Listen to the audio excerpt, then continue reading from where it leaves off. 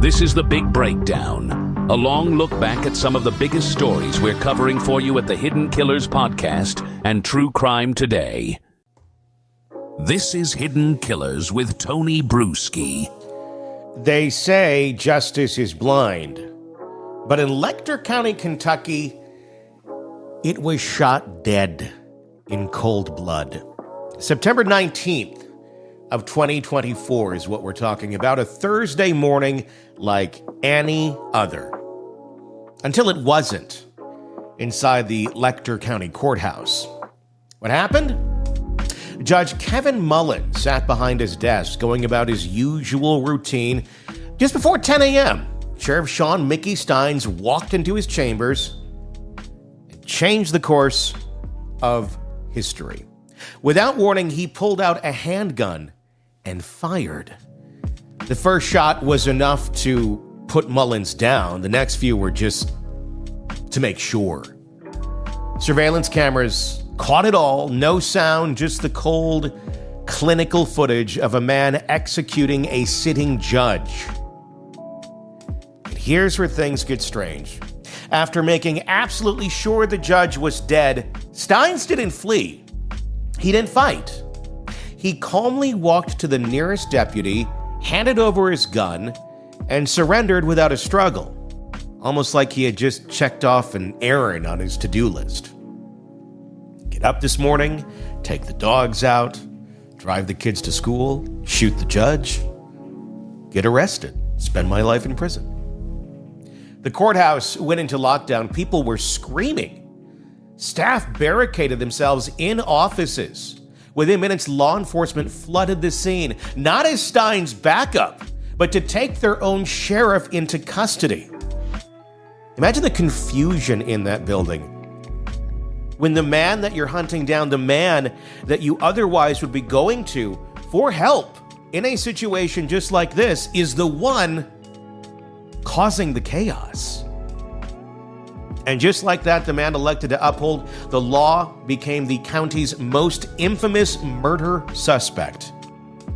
He was initially charged with first-degree murder. The prosecution wasted absolutely no time on that, pushing for no bond, and the judge agreed. Steins, he wasn't going anywhere. There was no excuse that was going to come out that was going to make that change. He entered an initial plea of not guilty, setting the stage for one of the most bizarre legal battles in Kentucky ever.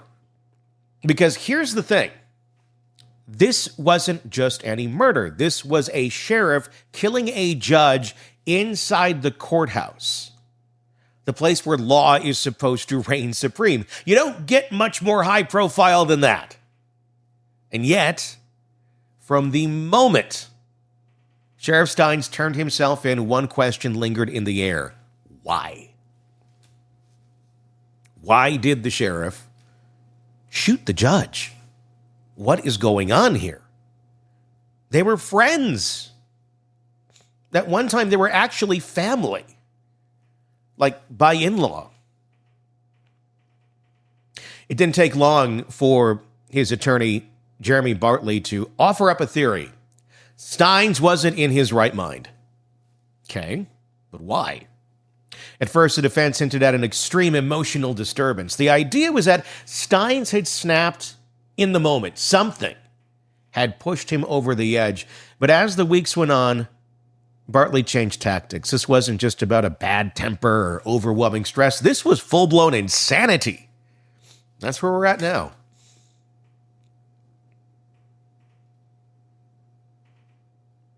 Enter California encephalitis, a rare neurological condition that Steins' legal team claims affected his brain function under extreme stress. Sounds like a mouthful, right? Basically, it's a viral brain infection that may cause confusion, memory issues, and in rare cases, aggression. It's a kind of thing that, if severe enough, could make someone lose control. That's the argument. But convincing a jury that Steins didn't know what he was doing, that's an entirely different battle. See, Kentucky's insanity defense law isn't easy to navigate. It follows a version of the McNaughton rule, which means Steins has to prove that at the time of the murder, he either, 1, didn't understand what he was doing, or 2, couldn't tell right from wrong. That's a high bar to clear. And juries don't like letting accused murderers off the hook. They're not good at that. In Kentucky, insanity defenses are about as rare as a unicorn sighting. Most people don't buy it, and they don't attempt it either. That's where the psychiatric experts come in. The defense will need professionals to argue that Steins was mentally incapacitated when he pulled the trigger. And you better believe the prosecution will have their own experts too, ones who will say he was fully aware and acted with intent. Because here's something to think about. If Steins was truly out of his mind, why did he calmly surrender? Why not flee? Why not resist? Those are the kind of questions that the prosecution is going to be hammering home. And the stakes, they're huge. If the insanity defense works, Steins won't be sent to prison. Instead, he'll be committed to a secure psychiatric facility where he'd remain until doors or doctors decide he's no longer a danger. That could mean life in a mental hospital, or it could mean an eventual release. If it fails, he's looking at a straight-up murder conviction, which in Kentucky means life in prison, possibly without parole, or worse, the death penalty if the prosecution chooses to seek it. So yeah, the case, it is just getting started. Now here's where things get even messier, because it's not as black and white as what we just talked about. You're thinking, why would a respected sheriff suddenly decide to execute a judge? It's a good question. Well, there is more to the story. A lot more to the story. 3 days before the shooting, Sean Steins sat for a deposition in a federal lawsuit. A lawsuit that tied directly back to Judge Kevin Mullins. This wasn't just any lawsuit. It was one that exposed a sex scandal inside Mullins' own courthouse. Kind of big stuff. If you're wondering how that fits into all of this, buckle up, because that's a whole different level of corruption that we may be talking about here.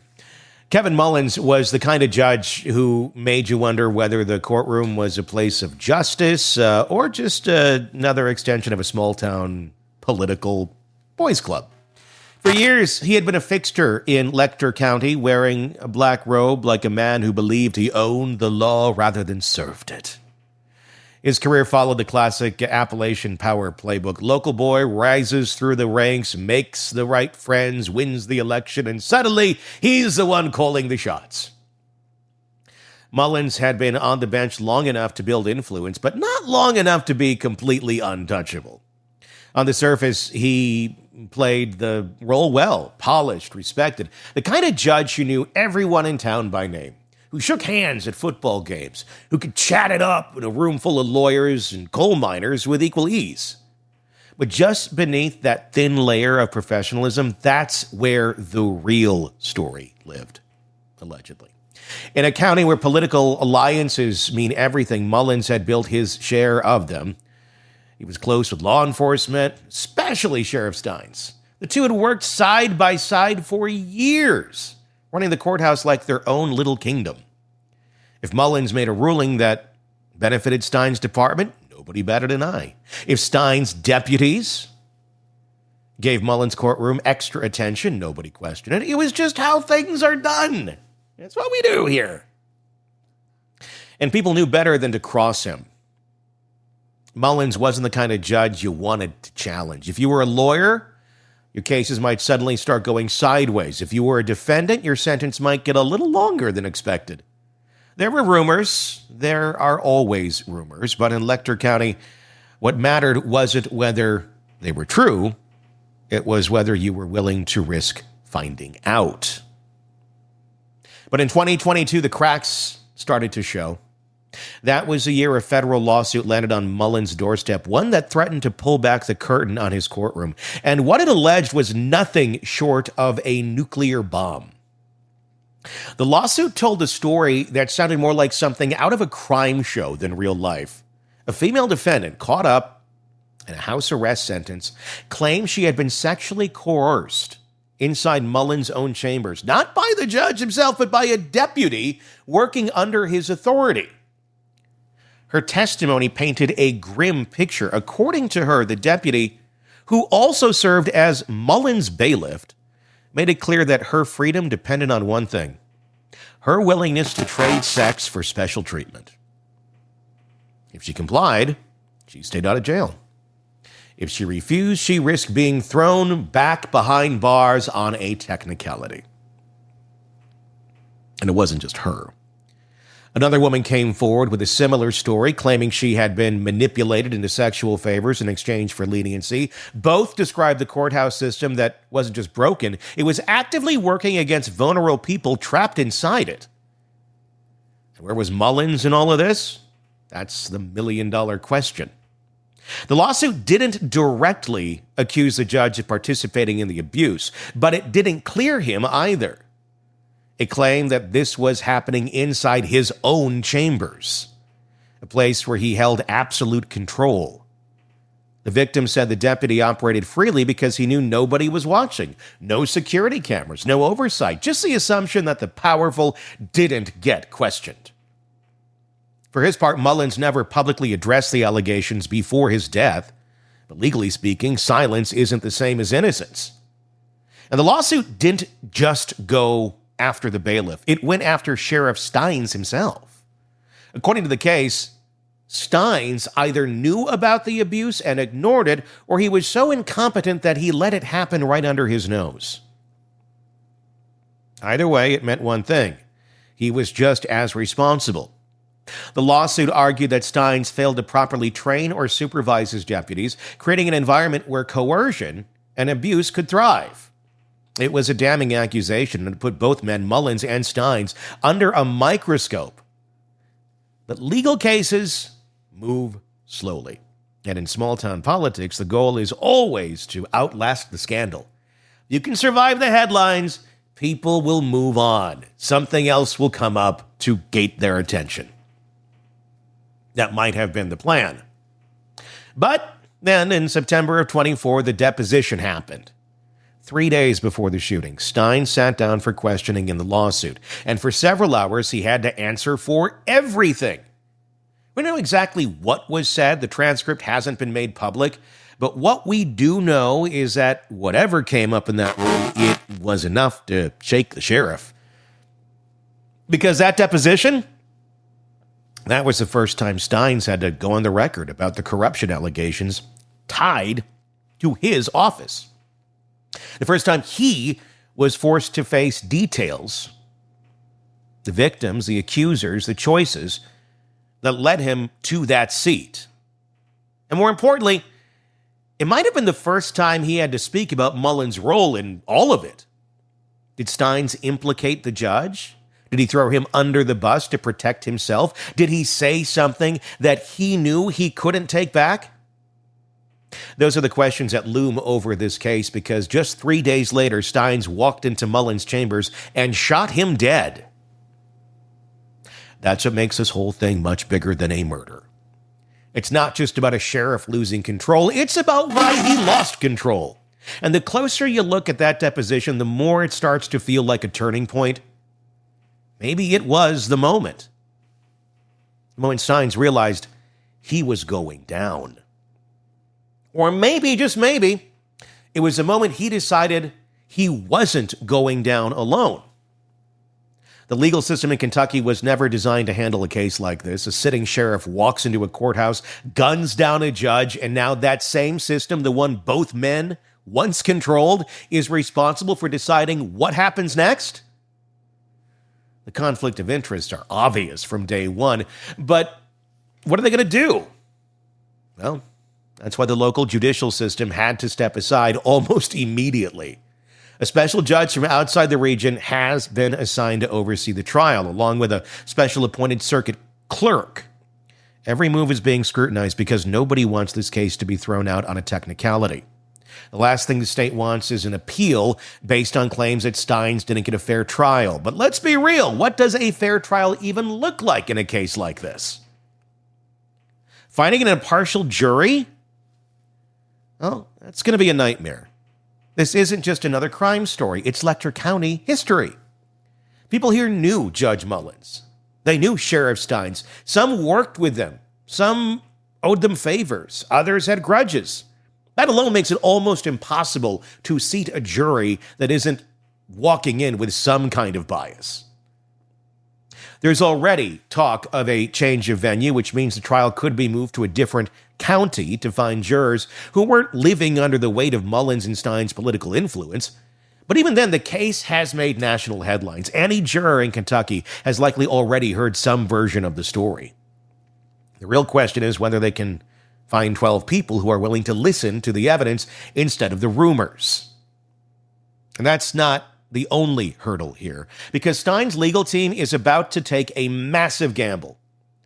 They want Mullins' alleged past dragged into the courtroom.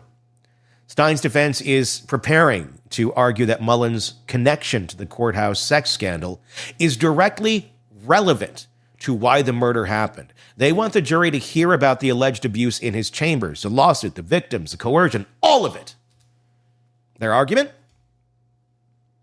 That Steins, well, he was mentally unraveling under the weight of the deposition, and that Mullins wasn't just a victim, he was part of a larger corrupt system that had finally come crashing down on itself. Maybe he's the hero in this. Maybe this is vigilante justice. He took out a predator. Maybe. He still can't do that. The prosecution, on the other hand, is going to fight that with everything they have, because here's the reality. A murder trial isn't supposed to be about the victim's reputation, legally speaking. Whether Mullins was involved in the scandal or not does not change what happened on September 19th of 2024. Steins walked into the chambers, pulled the gun, fired multiple rounds. The judge will have to decide whether evidence about Mullins' misconduct is relevant or it's just a distraction. If they allow it, the trial could turn into a referendum on the courthouse corruption instead of a straight murder case. If they block it, the defense will argue that Steins' side of the story is being suppressed. Either way, it's going to be a legal fight that could shape the entire direction of the trial. And hanging all over this whole mess, the death penalty. So far, prosecutors haven't said whether they're going to seek it. It's not an automatic decision. Seeking the death penalty means a longer, more expensive trial and an extra phase of sentencing. And a jury has to be death qualified, which means anyone who is morally opposed to the death penalty is automatically excluded. So if you want to get out of jury duty and you know it's a death penalty case, just say that. Or that you listen to a lot of true crime. That kind of jury tends to favor the prosecution, which might be exactly why they might decide to go for it. But there's also politics involved. If they don't seek the death penalty, some in the community will see it as a weak move, like the system protecting its own. If they do go down it, it turns Steins into something bigger than just a defendant. He's become a man fighting for his life. And juries tend to hesitate when the ultimate punishment is on the table. The decision here will shape everything about how this trial plays out. The insanity defense is already a long shot, and if it fails, Steins' legal team is going to need backup plans. Because pleading not guilty is not going to cut it, especially when you're on camera doing it. One plausible fallback: diminished capacity. This isn't quite the same as insanity. It's more like arguing that Steins wasn't thinking clearly when he pulled the trigger. But he wasn't legally insane either. The goal here would be to push for a lesser charge, like manslaughter instead of murder. And if the defense can convince a jury that Steins acted under extreme emotional disturbance, the punishment could be reduced significantly. But let's be honest. The prosecution isn't going to let that argument slide without a fight. They're going to paint Steins as a calculated killer, a man who knew exactly what he was doing and had a reason for doing it. Their argument is straightforward. If Steins truly snapped, why did he bring a gun into the courthouse? Well, because he's the sheriff. Why did he immediately surrender instead of running or resisting? And that looks a lot more like a planned execution than a temporary mental breakdown. That's exactly what the jury is going to have to decide. If the insanity plea doesn't work, the jury doesn't buy the diminished capacity argument, Steins is looking at the full weight of a murder conviction. That could mean life without parole, or if prosecutors do go for it, a death sentence.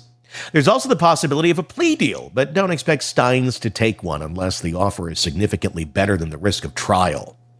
Given the brutality of the crime and the public outrage, prosecutors aren't likely to offer much leniency. The reality is this case is going to trial, and it's going to be one hell of a fight.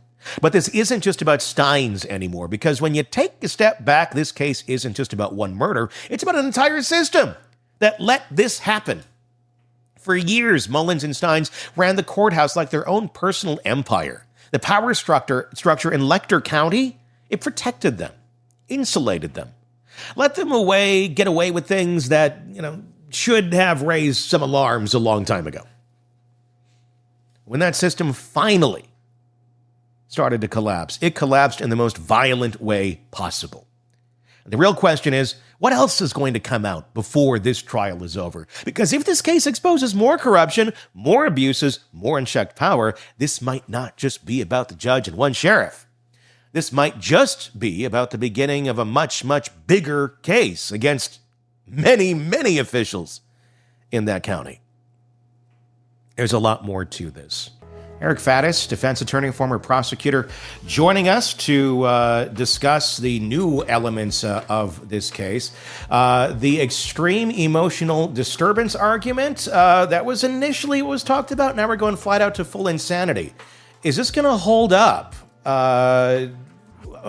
with the potential underlying motives that aren't being openly talked about yet? Could Steins' actions be linked to the courthouse scandal? And if so, could that complicate this whole mental health defense that they're talking about? I think it absolutely could compromise that defense because, part of an insanity defense is saying, I didn't know right from wrong. But what it seems like is that Sheriff Steins knew something very wrong was happening, and he took what he thought was righteous action in order to stop that. That's kind of the definition of knowing right and wrong, at least in one's own mind. And then this extreme emotional disturbance thing, that's kind of gone by the wayside. That's usually not its own defense. And courts often don't even allow that in terms of trying to disprove charges. And so I think defense is going to have some problems with this one. A lot of people are looking at this as, I think we want to believe there's a hero in a case that involves accusations of sexual assault. You want to believe somebody's did something for the right reasons. I mean, it's never right to just go shoot somebody. But, one could see it being justified, especially with a phone call, especially with his daughters being called right before this occurred. That is all such weird elements of this case. And we just don't know the answer to those questions as of yet.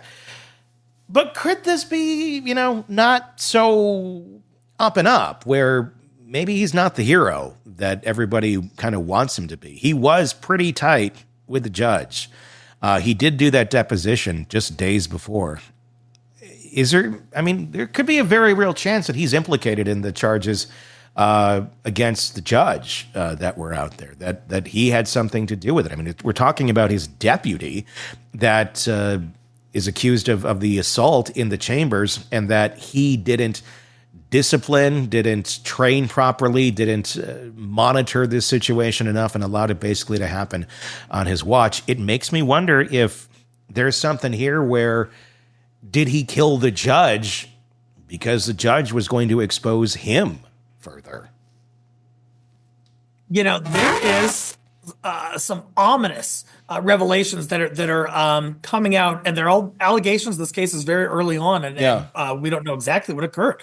But if this judge was involved in some sort of sex for leniency prospect, and the sheriff also had some involvement. Certainly that is damning information no one would want the public to receive, and it's not unprecedented for an affiliate or someone involved in some web like what could have been going on to try to silence other folks so that they're protecting their own butt. I mean, these are two completely separate cases. At least they were.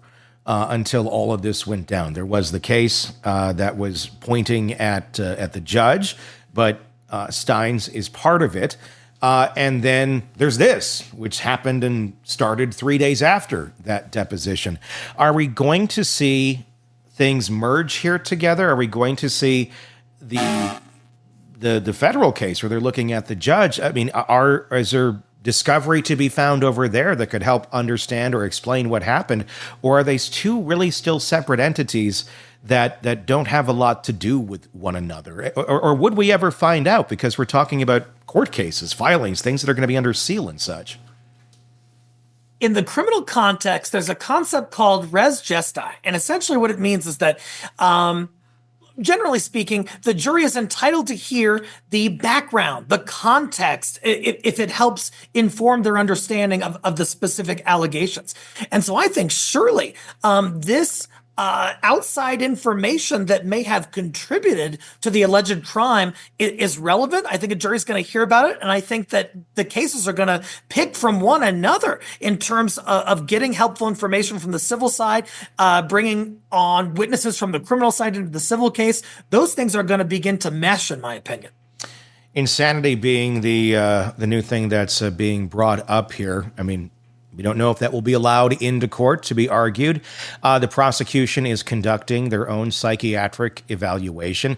What are they going to need to prove in order to bring that into court?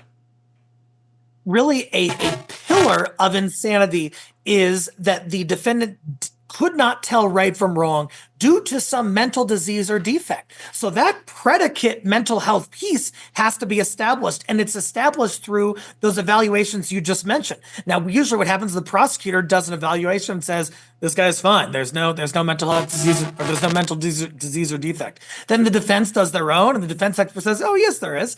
And then usually that is enough to meet the threshold, so long as you have one expert saying there is a mental disease or defect that contributed to the person's inability to understand right from wrong. Would you have to show a pattern of that to be valid? That there was other issues in the past, not just suddenly out of nowhere he snaps and kills this guy? I mean, if you're truly, insane, if you have, if you're suffering from, if you're a psychopath, if you're a sociopath, that's not just something like, boom, it comes on. It's there for a long period of time. Is that going to be a really hard one to argue, you think? I think so. Something you're touching on is this sort of colloquial notion of temporary insanity. And I get so many clients who come to me and they're like, hey, what about temporary insanity? That's not really a thing in most courts. Usually with insanity, like you said, there has to be some buildup. There has to be some psychological vulnerability to completely snapping and losing your cool. It's usually not just someone who has been reasonably fine, psychologically intact for their entire lives, then something bad happens and they act out. That's not a defense, and that's not insanity. No, it's not. Let's play the other side of this, though. What if he did find out something really horrible and shocking? Let's say that there is a lot of legitimacy to the accusations about the judge's chambers basically being used as a brothel, and, the sheriff's shocked by this. Again, as close as they were, I don't know how he would be shocked by this, but let's say he's shocked by this. And let's say he finds out in some way, shape, or form his daughter or a friend or somebody close to him, young, has been victimized by this said brothel. If you're a parent and you're getting that information and you have a weapon on you and the person who's alleged to be doing these things, or you find out that, maybe they are, one could understand. One would pull a weapon and shoot the other. Is that insanity?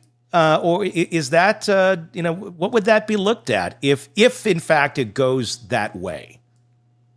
Yes, so it's still within the mental health realm, but it's likely not insanity. It's much more likely what's called heat of passion. And so heat of passion is usually when a person receives such overly distressing information that a reasonable person could not have contained themselves, that they would have it would have been irresistible impulse for them to act out. That's more heat of passion. The thing about heat of passion, though, is it's not a complete defense. It doesn't result in a person being found not guilty. It can lessen the severity of the charge, lessen the severity of the penalty, but it's not a complete out for Sheriff Steins. Does Steins' willingness to surrender in this case, like right after it happened, he just walks out, puts a gun down, arrest me. That doesn't seem to me, at least, and I'm not a psychologist, but it doesn't seem to be how an insane person would be functioning. If you're out of control and you shot him, and you would think you'd be running, not like, well, here you go, I'm done. Or maybe that is insane. Maybe it is insane to go, here, take me. Yeah, I hear you. I would expect perhaps someone who was actually insane to run out and rip off all their clothes and saying aliens are eating my brain or something like that. Yeah. But when we have with the action that Sheriff Stein took, it seemed like he kind of knows what he did. He knows at least the legal wrongfulness of his alleged conduct, and he's willing to kind of surrender to that, in part because he's in law enforcement and is taught to be cooperative in that context. And so that seems a lot more like someone who knows what they were doing and is going through the motions that they kind of expect to be going through after that. I'm just going to throw this out there because we've seen it in other cases where there's a member of law enforcement that is in question, and there's obviously more than one person in law enforcement in a community, at least in most. And there certainly is here, albeit a small community. If there's others that were involved in this alleged, brothel thing that's going on, we already have one of the people under the sheriff here that's, been, taken away for it. One might think there might be more people involved. Who's investigating this? Who's looking into this? Because if you start digging into the evidence and you start looking at discovery and you start looking at the text messages and the phone calls and the communications in general over all of this stuff, there might be some people who don't want their name intermingled with it, that have nothing to do with the murder, but more so over here on the sex side. I would be a little bit concerned about getting the full picture of evidence in this, if there's other names that I don't want to be mixed up in this, even though I am, because you just kind of be exposed by default, would you not?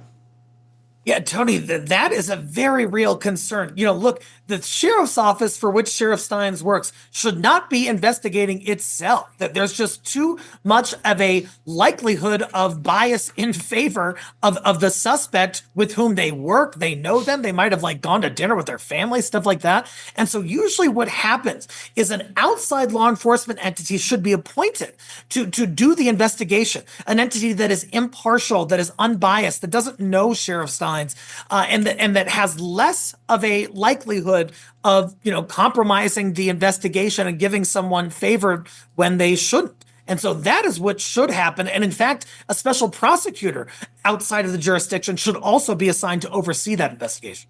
And I know we have that. I know there's a special prosecutor. I know there's a judge that's going to be seeing this from out of the jurisdiction.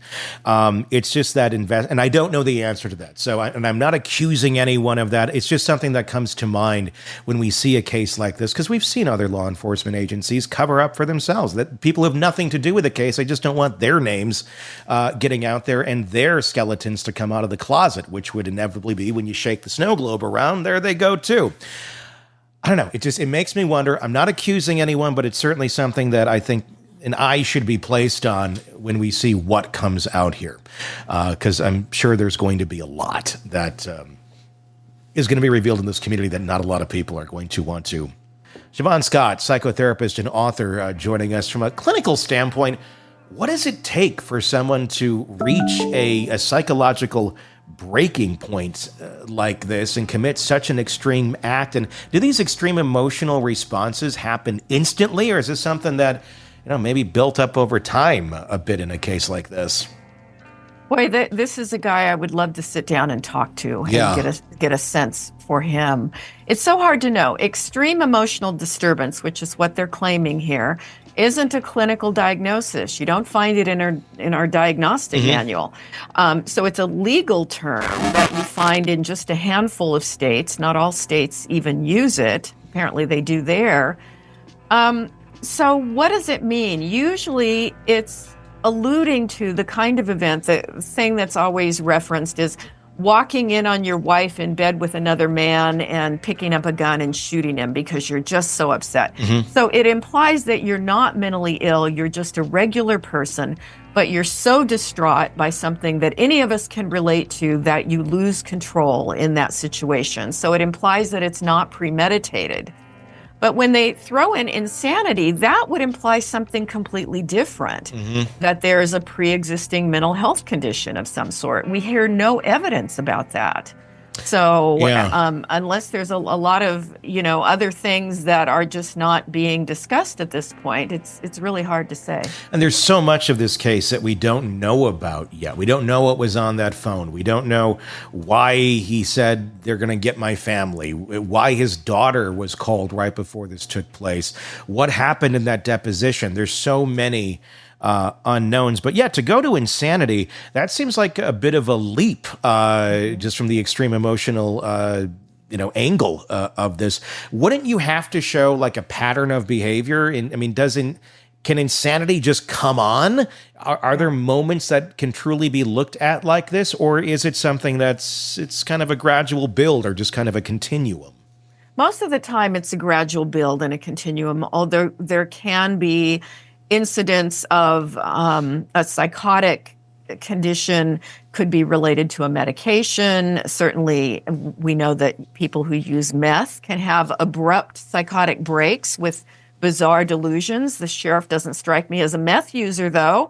But was there something else, something in the environment that triggered a psychotic break and he became aggressive and violent? That's always possible, but we haven't heard any evidence of that.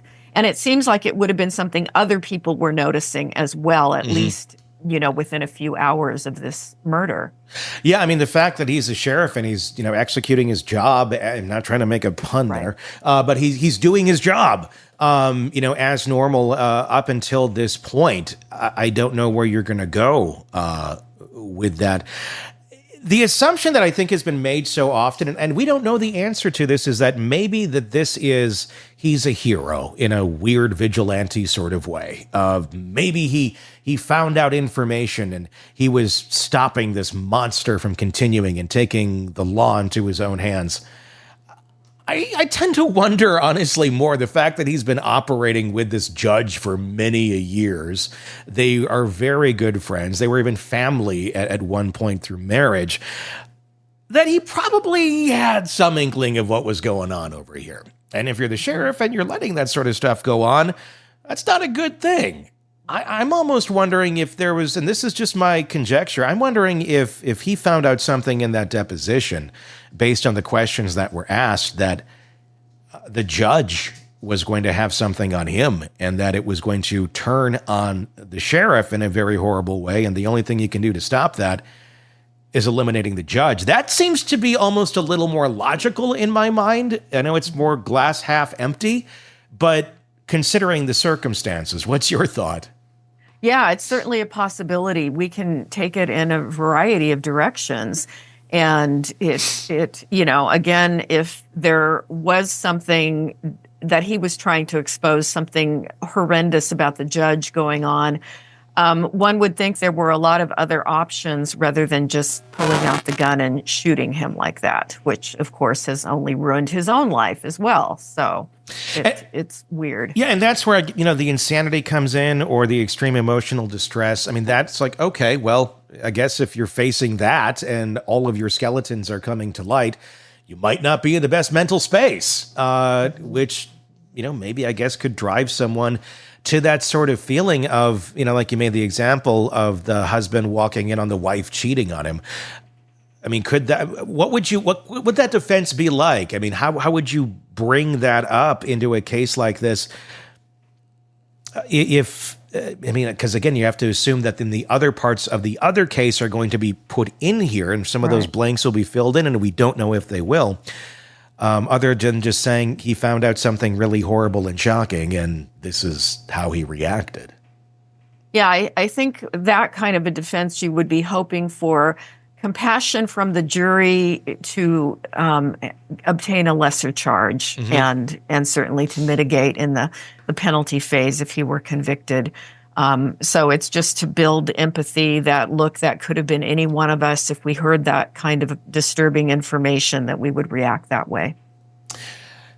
The fact that he surrendered without resistance right after this happened, he walks out into, the lobby area, puts his gun away on the counter, gives it to them, and basically says, "Arrest me right now." That doesn't sound like an insane person. Or maybe that is completely insane. Maybe he should have run, But it seems fairly calculated. Yeah. It seems like somebody who's grounded in reality and knows the penalty for what he just did, and knows it's wrong, and had a target for whatever his reasons were, had a specific target. He wasn't just out randomly shooting people. So it does not really sound like someone who was so out of their mind that they didn't know what they were doing and didn't know that it was wrong. The fact that this was a small department, and this is going to be just kind of opinion and conjecture here. This was a very small department. There's only so many people in it. It was a deputy under Steins that the part of the sexual allegations were about, was that he was taking people into the judge's chamber, and basically it was, you give me sex and you won't have to be in jail, basically. That was a deputy under him. And part of the argument here was that, well, Mr. Steins, you're above this person. Why didn't you train these people better? How is this going on underneath your nose and watch? It does make me wonder how many other folks in this department may know about this, or be involved in this. And I'm not saying that for sure. I'm not going to say any names because I have no idea. But the fact that this seems to be so kind of out in the open to a certain extent, you're using the judge's chamber. There's got 3 people here who seem to have some knowledge of this stuff going on. And they're investigating this. There may be some incentive not for the full story to come about, because there may be other people implicated in the sex stuff, nothing to do with the murder. And that may be some incentive not to, look in certain holes, I would think. I would think that the investigation on this is going to have to be looked at really with a fine-tooth comb. Yeah, definitely, because it's hard to imagine that other people were absolutely clueless about it. I agree. Yeah, it is a mess. We'll see where this all goes. The world of true crime never stops, and neither do we. Press subscribe now to get daily updates, in-depth analysis, and expert opinions from the Hidden Killers podcast.